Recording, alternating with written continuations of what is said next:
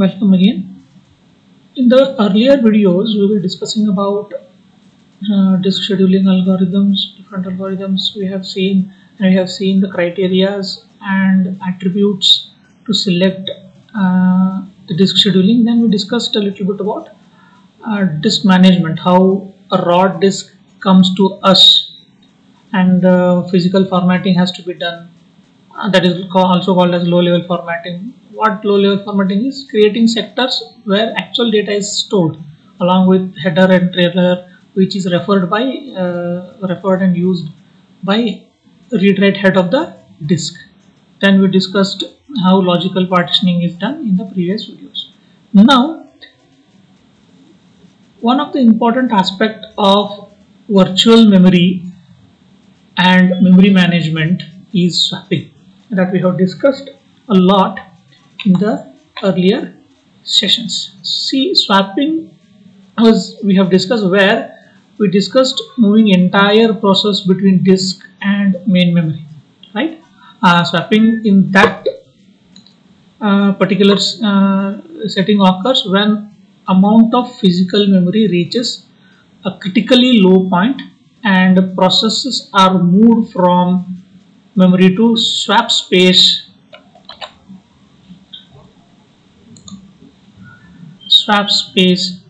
to free available memory. That we know, because if at all, that's the concept of virtual memory. If the physical memory is getting exhausted, we need to free off few available memory. In practice, what happens? Very few modern operating systems, the recent operating system, implement swapping the way we have just discussed.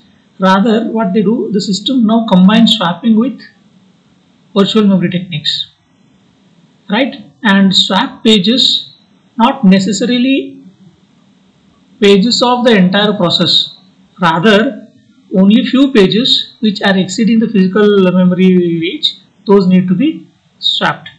In fact, some systems nowadays use the term swapping and paging interchangeably, right? So actually paging is different. It is creating of logical memory, right? So reflecting the merging of these two concepts, that is paging and swapping. So what actually this swap space management is all about is another low-level task of operating system where the virtual memory is taken into consideration, right? The virtual memory uses disk space as an extension of memory, which we have seen in the virtual memory concept when we were discussing virtual memory management, right? So since disk access is much slower compared to the main memory, right?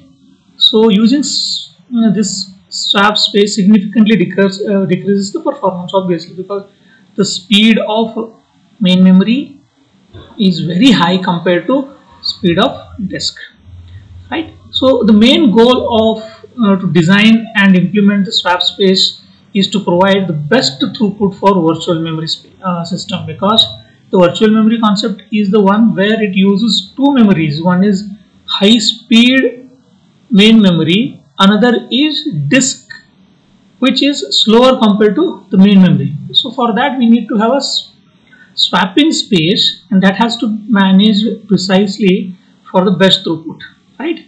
So we are discussing about how to have these kind of swap spaces, and how swap space is used, where swap space is located on the disk, and how swap space is managed. Now let us try to understand swap space use, right? Swap space use, how it does.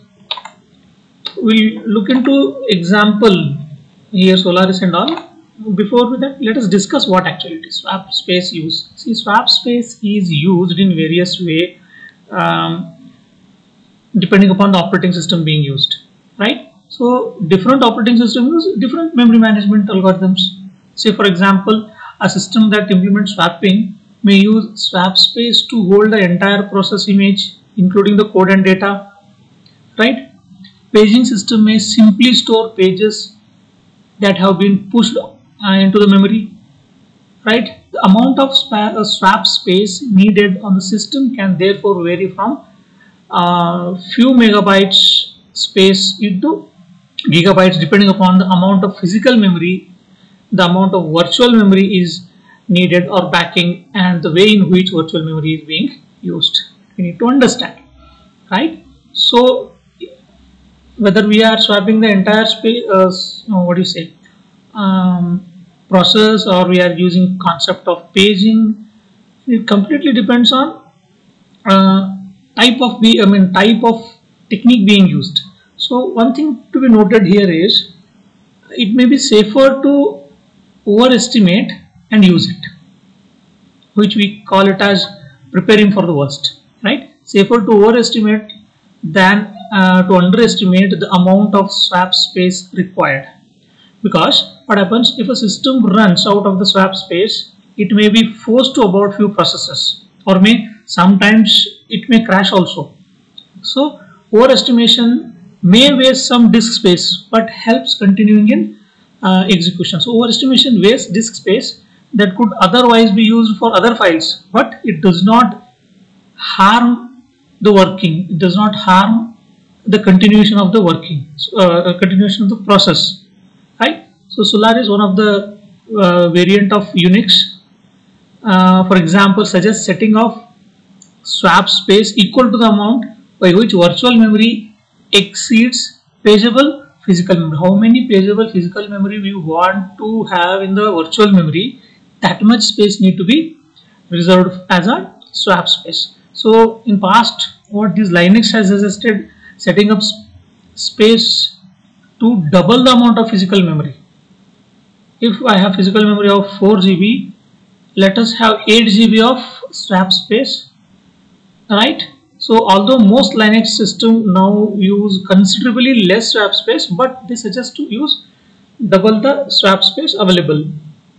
Some operating system like Linux allow the use of multiple swap spaces, not only singles but multiple swap spaces. These swap spaces are usually put on separate disks so that load placed on IO system by paging and swapping can be spread over systems across the other IO devices. So this is about how the swap space being used. Now let us consider swap space location.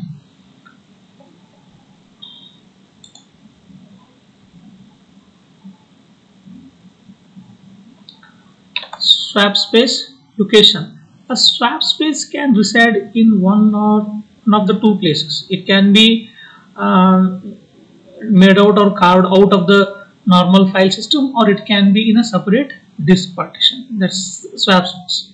The location of that swap space, it might be you may create something from the normal system, or it may be in the separate disk partition itself. If the swap space is simply a large file within the file system, normal file system routine can be used to create it, name it, or whatever operations, to allocate its space. This approach is easy and easy to implement also, but it's not that efficient, right?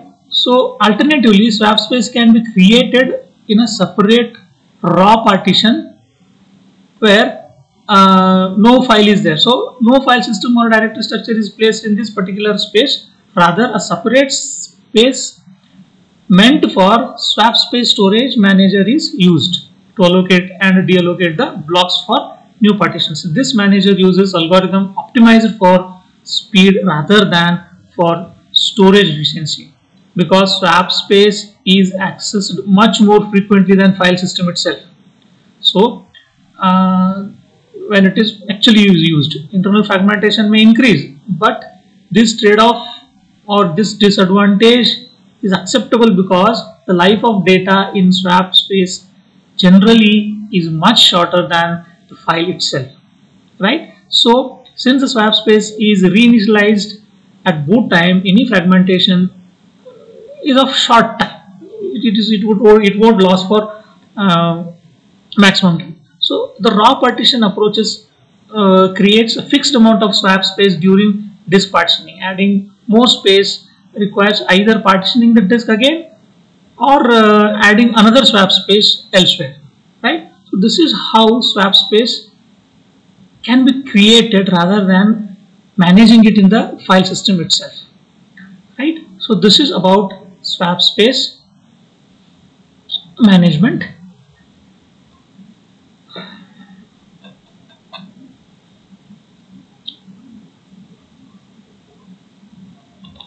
One example we can take, we can illustrate the swap space which is being used in various Unix systems. The traditional Unix system kernel started with an implementation of swapping that copied entire process between contiguous disk, region and memory.